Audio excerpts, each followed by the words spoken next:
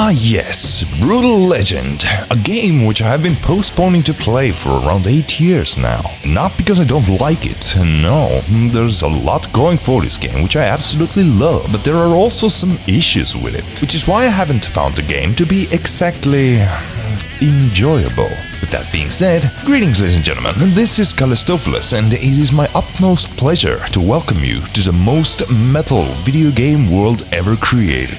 To the world of Brutal Legend. You think you killed them all, don't you? Well, you forgot my favorites. My managers.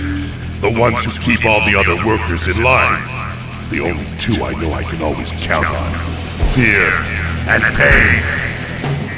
Brutal Legend is an action-adventure game with some real-time strategy sections blended in for a good measure. It was developed and published by Double Fine Productions in 2013, or at least the PC version was.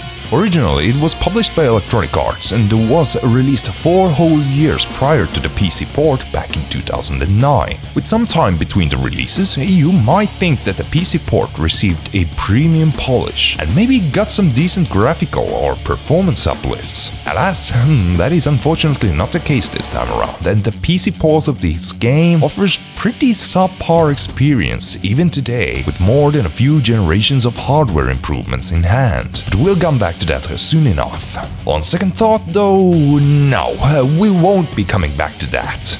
Let's get this over and done with right now. And this game reeks of a piss-poor console port up to its cheeks, and it performs the par. What you get with the display options is a simple resolution selector with the options to enable a VSync and toggle between full screen and windowed mode. In the visual options section, you can control anti-aliasing, FOV, draw distance, shadows, SSAO, depth of field, and anisotropic filtering. The addition of an FOV slider is very welcome, and in all actuality, it works like a charm in this game. Rest of the options, though, are simply lacking. There are no texture resolution options, nor can you even control the amount of anisotropic filtering being applied. But okay, that's not something to really complain about if the game runs great, which, spoiler alert, it really doesn't. You can remap the controls, so that is great, but when we arrive at the game options screen, then there is this one little setting here which makes little to no sense for PC gamers, and that is the Hi-Fi Sim toggle.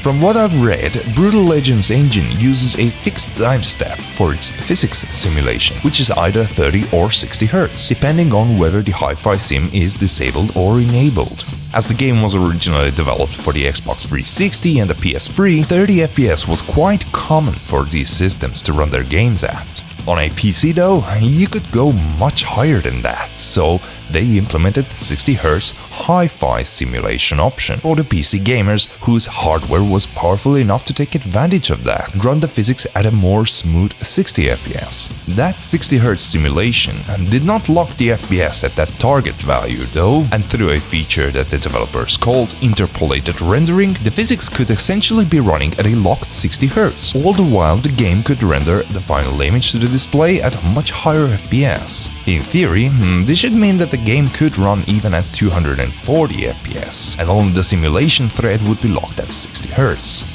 Good in theory, alas, 8 years later and the game still runs like utter garbage on a high-end system, just like on the day it was released, no matter whether the magical Hi-Fi Sim is enabled or not. And the reason why I bought this Hi-Fi Sim option even up is the inconsistent results that I have been getting with it. Sometimes enabling the Hi-Fi Sim option makes the game run buttery smooth at FPS values exceeding 120. On other times though, it makes the game run at 45 to 50 FPS. The consistency is the name of the game here, and there simply is none. At times, the FPS drops to sub 60, disabling the Hi-Fi Sim can get you back over 60, but other times, it simply won't do anything.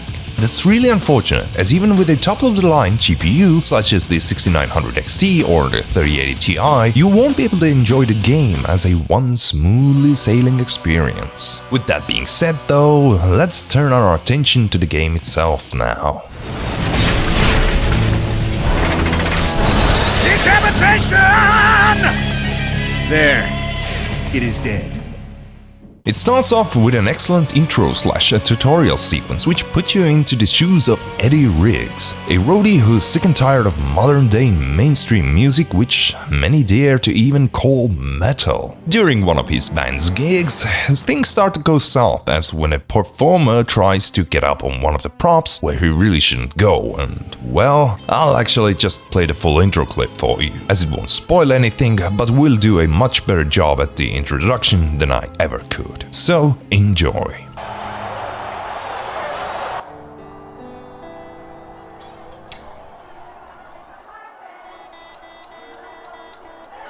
Watch it! Dude, check it! Oh, hey, Riggs, sorry I smashed your guitar last night. What the? It's like new! Whoa, how'd you do that? Yeah, I'll try not to smash it so much this time. Don't mess with that guy. He scares me. Hey, Eddie, man. I hate to ask, but our manager wanted to know, when are you gonna build us, like, a new set? This Stonehenge stuff was funny in a kind of ironic retro sort of way, but...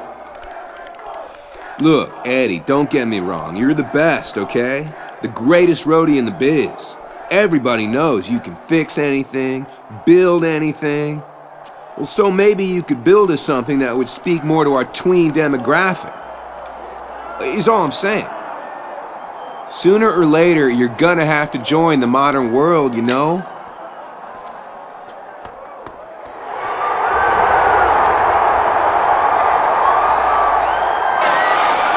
All right! Do you people want to hear some heavy metal?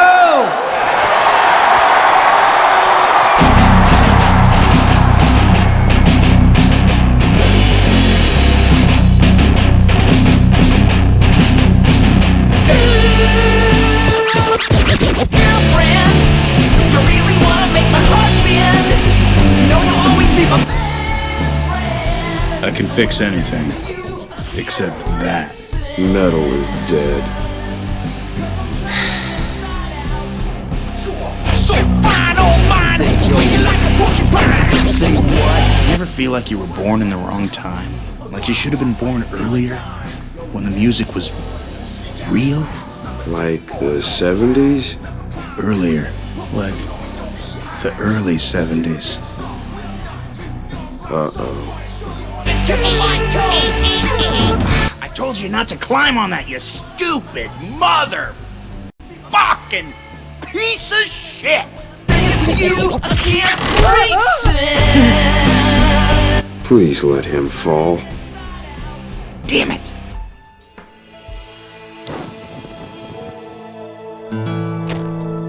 A good roadie knows his whole job is to make someone else look good. Keep someone else safe. Help someone else do what they were put here to do. A good roadie stays out of the spotlight.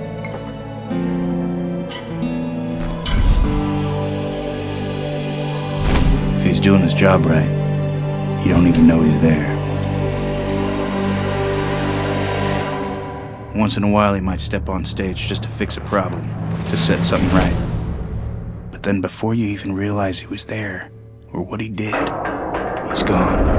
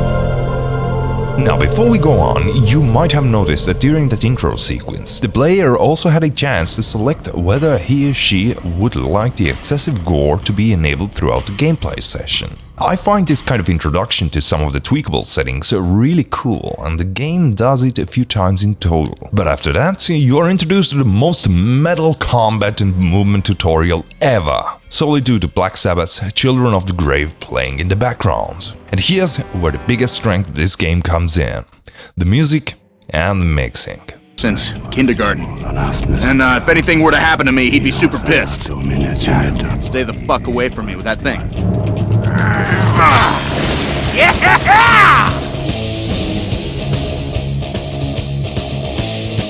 The selection of tracks in Brutal Legend, for the lack of better term, is simply legendary. If you're someone who likes old school metal but doesn't know their way around just yet, or maybe are looking to expand your knowledge base of known music, then really look no further. This game has most of the classics represented and has even thrown in some of the lesser known ones, which instantly made it into my permanent playlists. We're talking about Children of Bodom, Angel Witch, Mastodon, Black Sabbath, Manowar, Broke as Hell, Accept, Testament, Kiss, Static X, Motley Crue, Megadeth, Anthrax, and even Deathclock, just to name a few. Needless to say, the soundtrack is just bloody amazing for this game, and luckily, it is also supported by an excellent sound mixing. A quick and dirty example of this would be the very beginning of the game, where in the combat tutorial, Children of the Grave plays the intro part of the song indefinitely, right up until you pick up the axe, where it shifts into high gear and lets it rip. Hey. Hey, I'm not your master. No, you are not.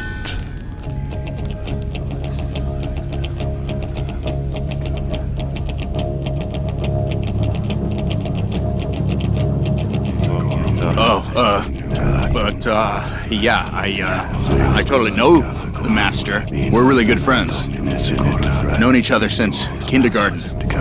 And if anything were to happen to me, he'd be super pissed. Stay the fuck away from me with that thing. Hey. Silence.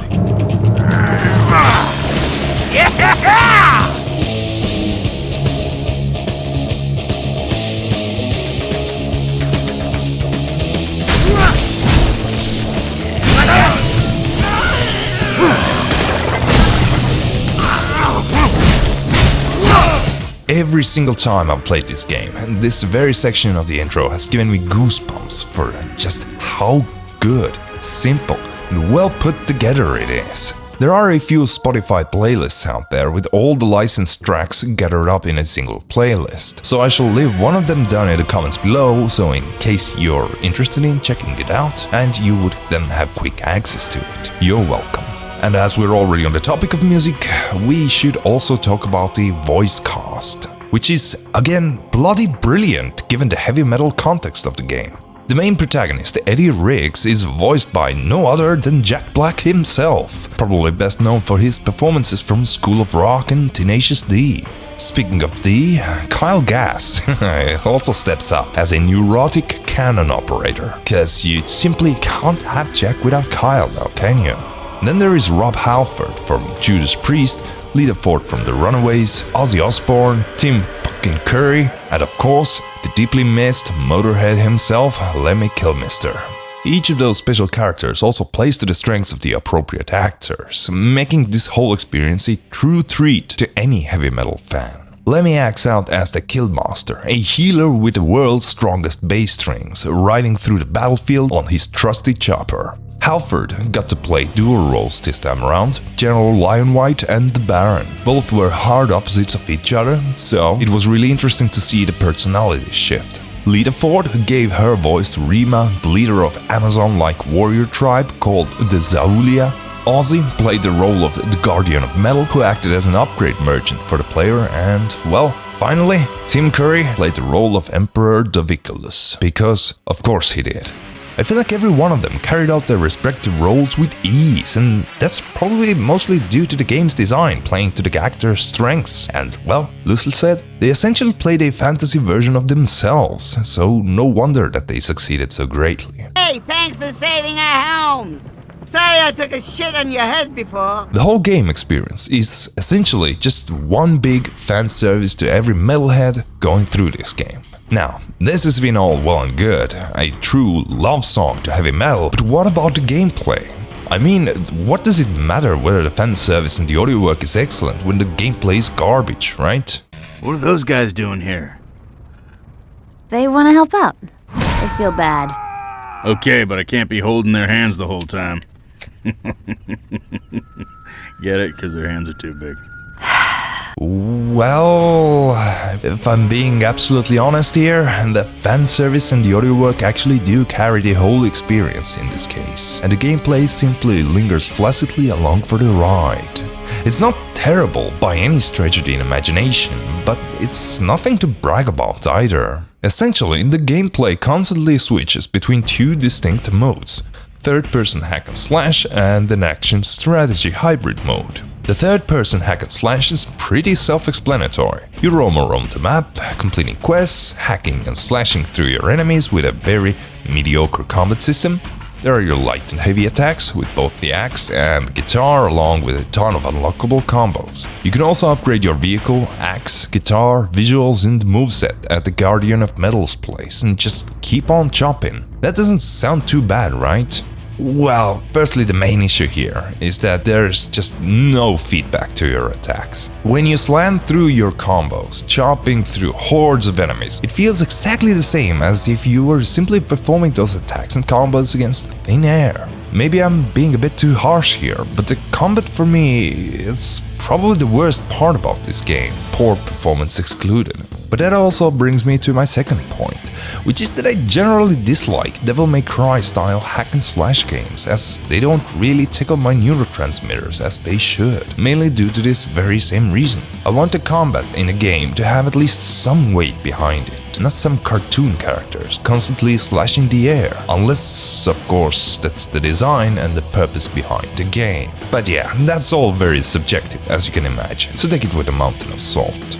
And then there is the action strategy hybrid gameplay that comes to play at specific quest battles you'll encounter, where Eddie grows some demonic wings and can fly across the battlefield with ease. You choose which troops to produce, command them from third-person camera angle, upgrading your base, get better units onto the field, and essentially try to capture every capture point on the battlefield, crushing the enemy's base structure by the end of the match. The last time I played Brutal Legend, I didn't even manage to get past the first strategic boss encounter. And that's weird, because now I completed the game at the hardest difficulty and pretty much just beat every encounter on the first attempt. That little side note aside, these sections are weird and pretty clunky to control. Controlling Eddie is easy enough, and thank God he moves pretty fast, but controlling your troops and the production line is another topic entirely. You're always stuck with this ridiculous select wheel for two of the important actions, which are selecting your troops you want to train and selecting which guitar solos you wish to play.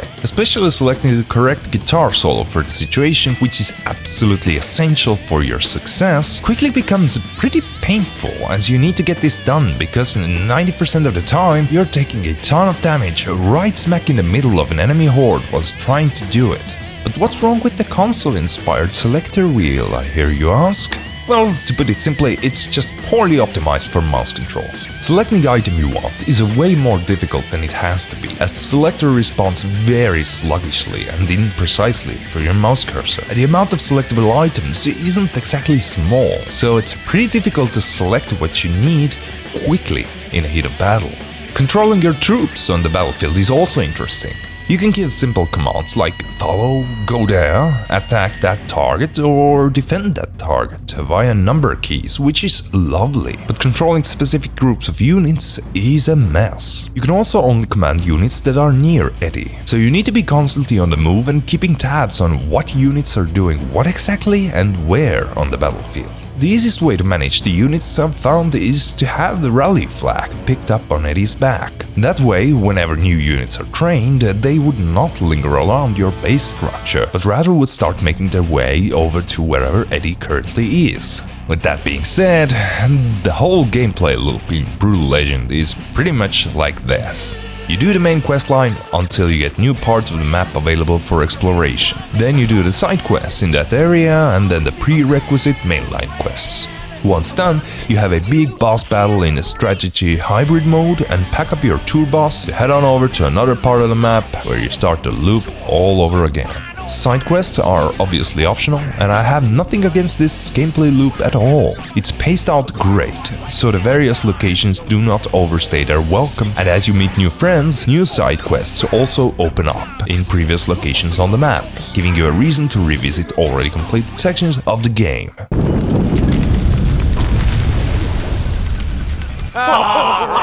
Idiots! That's what happens when you walk on hot Put us where lava. you want us, and we'll Especially do with some that much damage. hairspray on.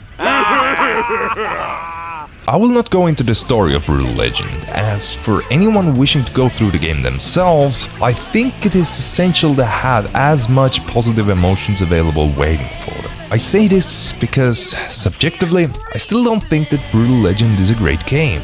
I think that all in all, it is still pretty mediocre with some technical jank to go along with it. What makes it an excellent experience though is the music, the characters, the humor and the cheesy storyline. So the story itself, it's not great, not terrible, but if the gameplay is very mediocre, then I personally would love to grab onto anything else from the game which could elevate the experience for me. Hence, I won't spoil the storyline. What I can say for sure though is that if you love heavy metal and are willing to look past some technical and gameplay shortcomings, then you absolutely owe it to yourself to give Brutal Legend a go. It really is an experience quite like nothing else for fellow metalheads. Alas, with that being said, I would like to thank you very much for watching, and you might consider subscribing if you like these talks on other games. In any case, thank you again, and may you have a lovely rest of your day. Whenever, wherever you are. Bye bye.